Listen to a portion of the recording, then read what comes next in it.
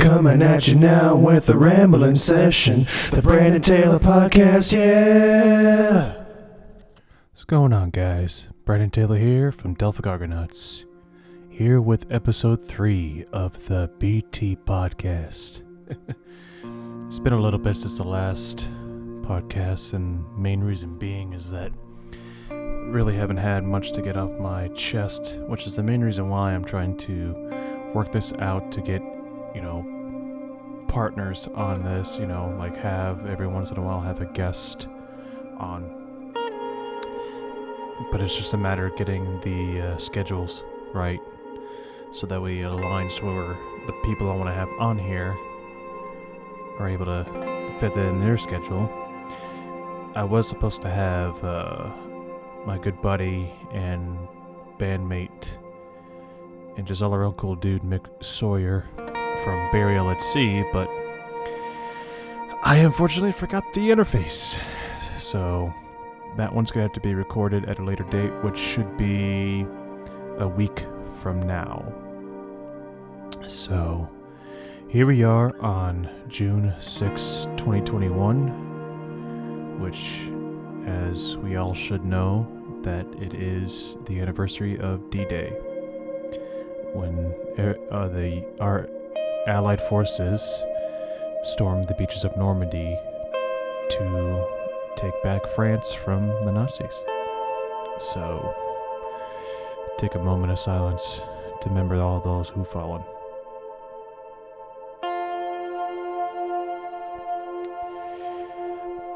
So, music update. New Dawn's Rising has been officially released. It's been about, it was released on the 28th, right? So, just over a week now. And the general consensus is that it's actually a decent start. And I've gotten a lot of good praises, but also good criticisms. Stuff that I really needed to hear, so that way I know what to exactly improve on for these next 2 releases that I have been working on, which I'll get to in a little bit here. But yeah, it's just to finally have that chapter of my life just in general finally closed, not have to think about it in the extent that I did before.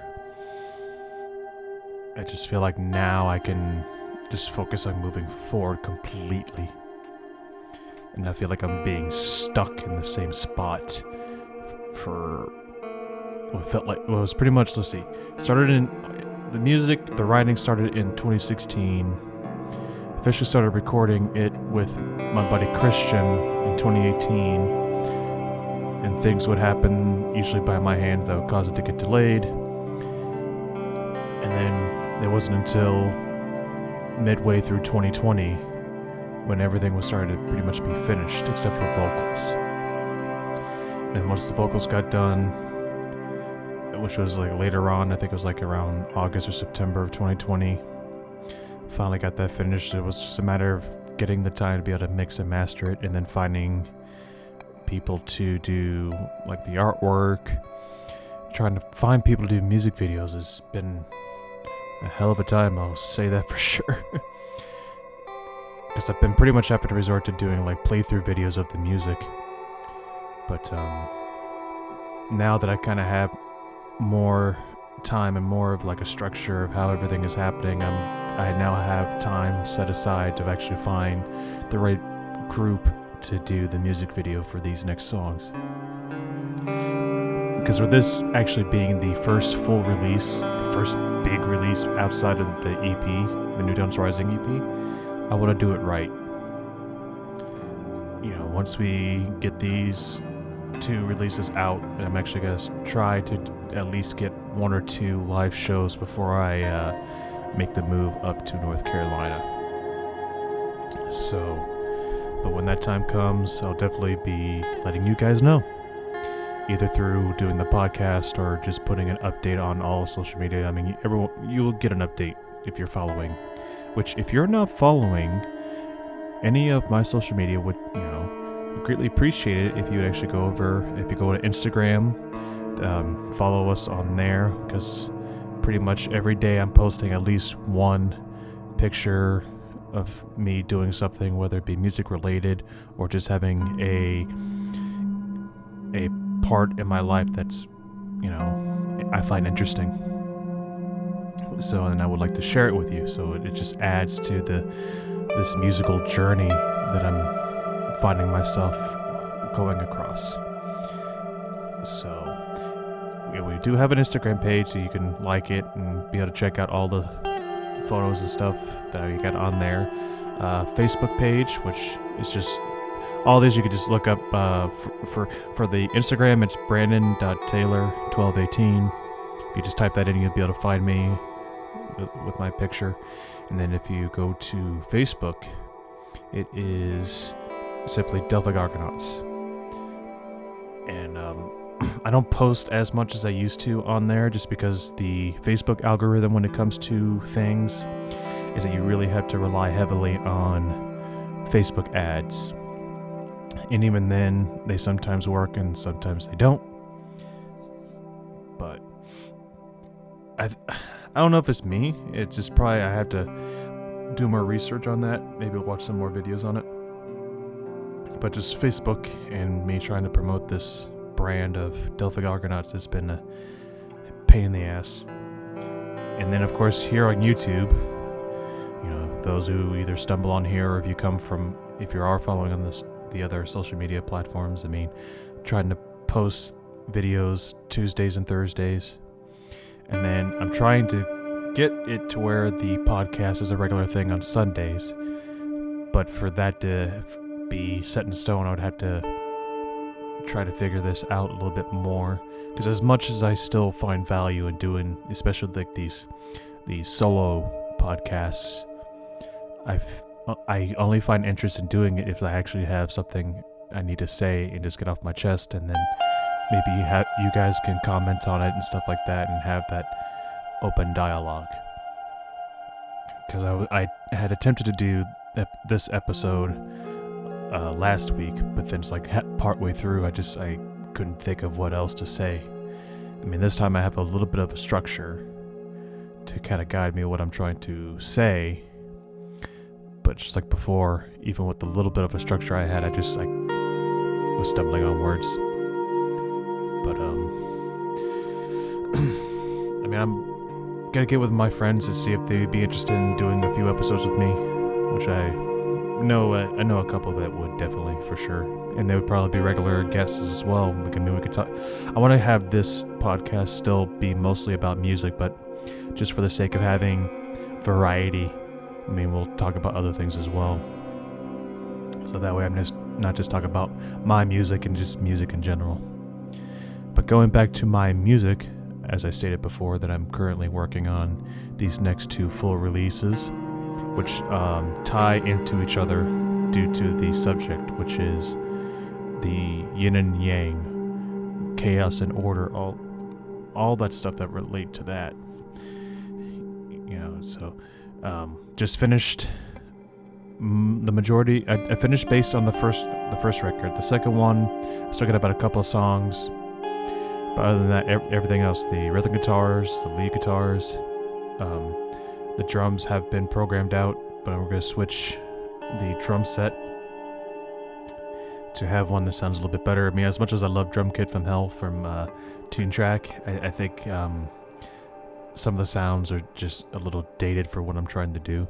So, but it's still good for writing, at least. So, but the first record was the first one I wanted to get through, just because of it dealing with just the chaos and trying to face your shadow directly for the first time. And it was definitely mentally a hard record to go through, for sure. And then kind of like the contrast of that's when I had the Yang, which is the second record. By the way, I should let you know the name of the 2 records. The one dealing with the chaos side is Rate of Chaos, and the second one, Grip of Order. Yeah, I know, very original. But so whereas I had Reign of Chaos being all the chaos and the bullcrap, I had the other one that was a little bit more uplifting, which kind of kept me from getting to in my head, so to speak. But it's definitely what I had set out to do with the record has definitely been fruitful for me, because a lot of self-reflection and kind of figuring out a lot of stuff about myself that I never actually sat down to actually take into account.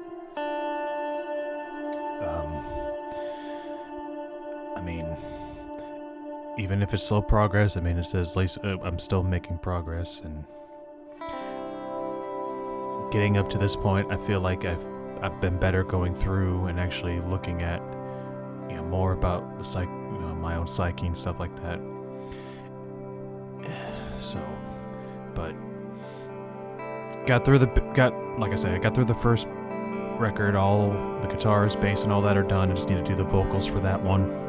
I just need to finish a couple parts of the bass, a couple of bass tracks on the second one, Grip of Order, and then do the vocals for that. Which I'm trying to structure the vocals to where I could do all the easy parts first, like just regular singing and stuff like that, and then do like a lot of the heavier stuff last, so that way my voice is, it's starting out with the clean stuff. It just makes it sound a lot better that way, in my opinion. And then doing the heavier stuff at the last part, that part's probably going to take the longest, just because doing multiple takes and doing heavy vocals like that, it will surely will wear you out. And I learned that the hard way going through recording vocals for the first time when I was going through doing New Dawn's Rising. And then after that, just be like some miscellaneous sample stuff, like some choir stuff, violins, orchestral stuff, which I'd like to try to get a little bit more creative with that this time around. And after that, I already have a couple of people in mind to do the artwork, but I wanted to wait to actually commission the artwork until I had all the lyrics written out, so that way I know exactly what the message is, because I only have part of the message. And I did kind of write it out to a buddy of mine, just because he was kind of interested in it, and he's the one helping me do like the photo shoots. So as I was kind of telling him, it is in like a low resolution state. And as I told him, it's like both these records are tied to one another. The first record being the inside. You have the main character in the beginning making the decision to look inside and face the shadow within him. But in the beginning, he bites off more than he can handle, so the darkness surrounds him. So chaos begins to affect the world, and he is slowly being taken over, but within the darkness he finds his light. He then picks himself back up, analyzes the situation, makes a plan, and combats the darkness, bringing back the order that was once lost. Though in the events of the second record, he becomes complacent with the order that he had pretty much created. And so the cycle repeats, where chaos comes in and he's ill-prepared for it. And it is in this process, this circle of events, is where the growth comes from, where you as you have pretty much set yourself to analyze everything that had transpired during this point, you realize that you need to have balance for everything. You can't just allow chaos to reign and just cause your world to just fall apart, but you also can't allow yourself to be complacent with order and thinking that everything is going so well for you that you don't prepare for if case things go wrong, mentally and just physically around you.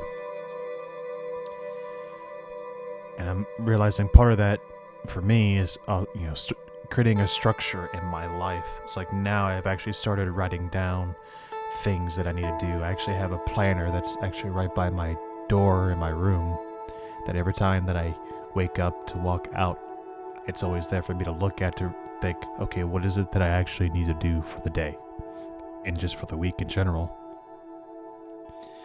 And that seems to really help me out a lot. Excuse me. And it's allowed me to put more of my life on track. I mean, there's still improvements that need to be made, but I'm getting there slowly, for sure. And I mean, because it's helped me get all this stuff, starting to make the videos, getting the records done in a more timely manner, trying to get more involved in the social media aspect of things, which actually doing that has helped me have a slightly different outlook on the social media thing. I still think the majority of it is still, it can be negative for the most part, but it's just a matter of the way you use it. But it's also helped me with certain relationships, trying to keep up with talking to people and stuff like that, because there was getting to a point where it's like I was a very insular, I'm already introverted type person, but it became even more so after the pandemic. But I like hanging out with people, I miss the back and forth interaction, just creating memories together, So help putting a structure, actually writing down things that I need to do, the goals that I'm trying to achieve, has really helped put the order in place, but also make a plan if things go wrong, have a contingency plan, and not just be sitting there in the middle and then letting chaos just run amok everywhere. And it's actually really helped with my creativity as well, I've noticed, because instead of just writing purely for Delphic Argonauts, I've actually been branching out and writing for other projects with actual other groups of people, which has been really cool. Because I've tried it before, and it would, some parts would be cool, but I could tell that it was still forced because I didn't know how to actually completely vibe with other people, because I'm so used to writing on my own. But it's actually helped me write.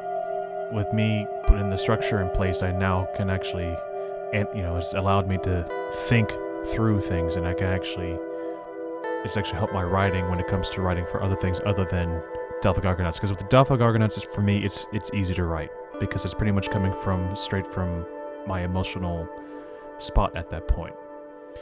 But with writing with other groups of people, it's like I'm pretty much vibing off their energy, and then it's also trying to, go off their inspirations and stuff like that. And the one project I'm working with, it's been really nice to work with them because we share a lot of the same bands, the love of certain bands like Gojira, Strapping Young Lad, Devin Townsend, Fear Factory, all those bands, which I really can't wait to get that project started, because I wrote this really cool riff that we all pretty much like, and I think once you guys hear it, I think you guys are gonna go nuts, because it's a banger for sure. Because when I first played with the drummer, because he and I clicked immediately, which was really interesting. Because there's only been one other person where I've been able to click like that, but with this particular drummer, it was even more so. Because he would put a beat together, and I would actually be able to immediately write a riff, and then vice versa. If I would write down a riff, and he would immediately come up with a drum beat, and we would always be able to dig what each other created. And I really miss that spark of inspiration, where it's just, instead of it just coming out of your own trip, it's everyone's trip in that room, so it creates something that's other than just yourself. And I really miss that. So once this particular project starts, Delphic Argonauts is still definitely going to be an important thing, and it will always be an important thing to me, just because it's pretty much my trip, so Delphic will always be there. But this particular project, I'm really excited, just because it's going to be something out of my comfort zone, and it's something I know I'm going to enjoy, because I'm already, from just writing the riff and just hanging out with these guys in the past, it's definitely a positive environment all around. So I'm going through and listening. I've been going back and listening to a lot of the bands that I had listened to back in the day. And I've just been comparing music back then compared to now. any of the stuff you hear on the radio, besides heavy metal and hard rock, I mean, even in country and pop, a lot of everything sounds the same. Like, the inspiration behind stuff has kind of just... It's gone. It's lost. And it's even in the same... Even in, like, video games. Like, the music in video games has also been, like, stale, in a way. I don't know if stale's the right word. Stale. Devoid of passion. That's what I would say. Devoid of passion. Like, they put so much time and effort in trying to make it look, as polished as possible. Making sure all the, visual kinks have been, cleared out and stuff like that. And it's the same thing with the way music is approached today. We're so focused on trying to make sure that it's the perfect tone, that it's, everyone wants to make everything digital. And I'm kind of at fault for that as well, because like these next two records and then the past record, everything was pretty much digital. There was no analog equipment whatsoever to be. So I just know after the third record that I do for Delphic is definitely going to involve real amps in an actual studio, and I'm gonna have a actual drummer play on it. And I already have that person in mind, and I'm sure he even knows without me even telling him. Because to me, there is always something to be had about just that type of sound that you would get out of analog equipment, because it would always be unique. Now, when it comes to actually going out on the road, I can understand, having like the Fractal X effects or your Kemper or your Line 6, just because when you're needing consistency and reliability, I mean, you can't deny the reliability of those digital amps, SIMs. Same thing for plugins too. So it's like you kind of have it. For me, I guess it depends on what you're trying to achieve at that moment. Pretty much me, aka also saying each one has their pros and cons. It's just up to you to decide what you're willing to do with that particular, with those, what are pros and cons you're willing to deal with, pretty much. I go rambling and I get fumbling over words. But going back to like quality of just like music and stuff like that, it's like I was playing Resident Evil 8 had just recently come out. I played through it and I beat it. It's a very great game. It's probably one of the best Resident Evil games I've played in a long while. I mean, I would say even up there with Resident Evil 4. Though, a lot of people say that it is actually worse than 7, but in my opinion, because it has one of the scariest moments that I've had in a game. I mean, to the point where it's like I didn't want to move from the room. And I won't spoil it for you if you haven't played it yet, because it's still pretty much brand new. But the thing I noticed though is that for pretty much the music, there was nothing memorable. Like, I can't tell you right now, I can't remember any of the music in the game. Maybe the save room theme, but even then, it's only like in one part of the game. But if you were to go back to, say, like, all the way back to Resident Evil Code Veronica, Resident Evil 3, 2, 1, all the classic ones, I mean, I could actually start playing the melody for the majority of those. And I could actually pick out which part of the game it actually was a part of. So far, the only game that seems to have, that actually keeps music and actually makes it good and an original is the Doom series. I mean, what Mick Gordon did on the recent games, Doom 2016 and Doom Eternal, it was phenomenal. I mean, just putting the heavy metal soundtrack and having the little tidbits of the classic sounds from the original games. I mean, it's ingenious. It's so cool. But it's thinking like you have games like Resident Evil 8, for example, like I just said, And even the recent Final Fantasy game, Final Fantasy 15. I mean, I played that for a little bit, but I couldn't remember any of the music, because to me, the orchestral parts were very generic. And the original composer, I can never remember how to pronounce his name, but even like with Final Fantasy, I think once he left, the original composer, it pretty much Nobuo Uematsu, yeah, that guy. Because I think he left after Final Fantasy X, and it was like after that the music slowly went downhill in quality, in my opinion. I mean, Final Fantasy 13 to me was the last Final Fantasy game that had decent music, because I still liked the main battle theme, Blinded by Light. I mean, because I really do like that with the way the violins sound in that particular track, but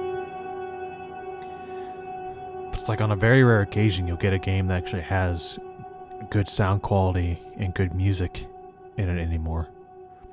Because like I said, I think everyone's so focused on making everything else in the game polished. But then again, I guess the main reason why you're wanting to play that game is because of the fact that the gameplay is great. But with that being said, though, why is it that the sound, the music and stuff has to suffer? Because I mean, back in the day, we had good gameplay and we had great music to go with it. I remember hearing a lot of the Sonic the Hedgehog stuff on the Genesis and even Super Mario, and that was like 16 or 8-bit.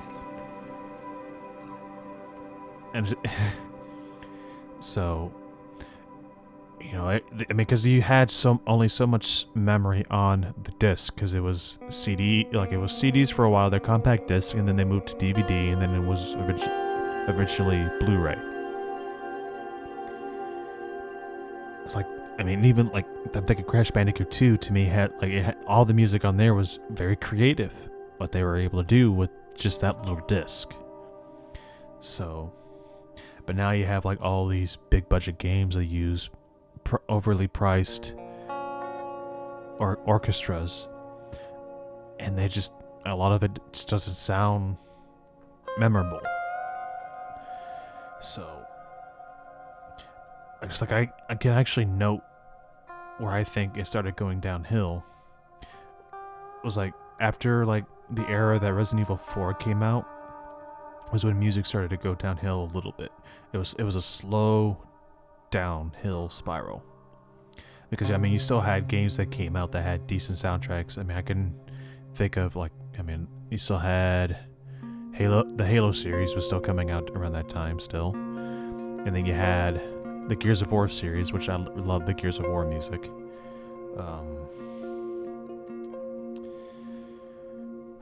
Trying to think of what else would have come that I can remember that has good music.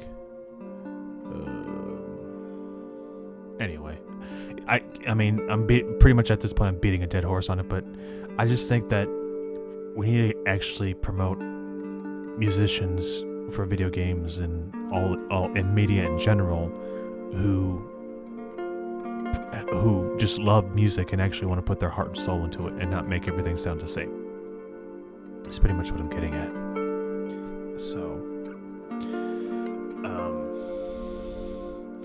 and with that, I think it actually matches just how everything just in the world is. Everything is just like devoid of passion. Everything is just all the same, because like if you ever step out of line, it's like you're pretty much frowned upon.